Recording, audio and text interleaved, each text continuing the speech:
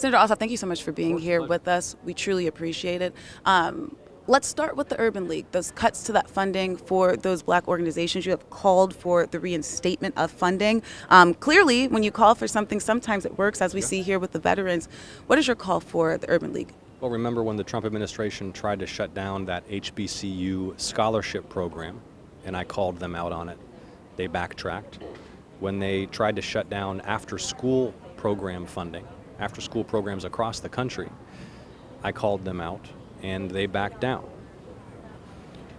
My hope is that they will listen to reason and stop this attack on minority-owned and black-owned businesses in Georgia and across the country. But they have shown tremendous hostility to our efforts to ensure that everybody, no matter our race, our location, our wealth, our views, has a seat at the table and access to opportunity. What do you think worked with this deal, if I could call it that, if you will, for the veterans? You called on a change to happen. They came to the table and delivered on that change. What can you take from that with other bipartisan measures you're trying to pass? Look, I've got great working relationships with my colleagues on the other side of the aisle in the Senate, and I'm always trying to find opportunities to find common ground and work together. There are some things that this administration is doing that just have to be stopped and rejected. But where possible, try to find opportunities to work together.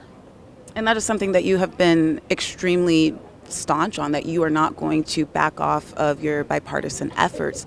Now, some have criticized that, saying, well, you know, Republicans and the Trump administration, they are going toe-to-toe, right?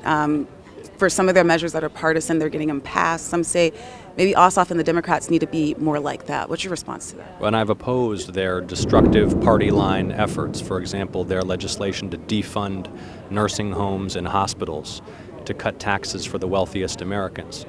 But here, where I could bring Republicans and Democrats together to help veterans avoid home foreclosure, we have an obligation to work together to try to protect America's veterans.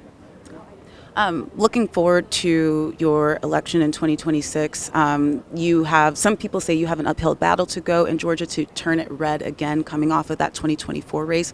How can you convince Georgia voters, and I apologize with the flies here, how can you convince Georgia voters who are not Democrats, some in the middle, some on the right, that you are the guy for the job? I am going to continue delivering for the entire state, no matter your geography, no matter your demographics, your race, no matter how much money you have, no matter what your political views are. I will continue delivering for Georgia.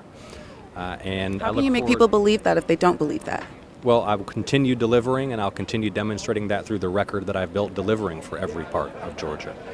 And what I would note is that right now, you've got the Vice President of the United States rushing down to Georgia, trying to do damage control on the bill they passed that defunds hospitals and nursing homes to cut taxes for the wealthiest Americans. They're going to have a tough time defending that policy in Georgia.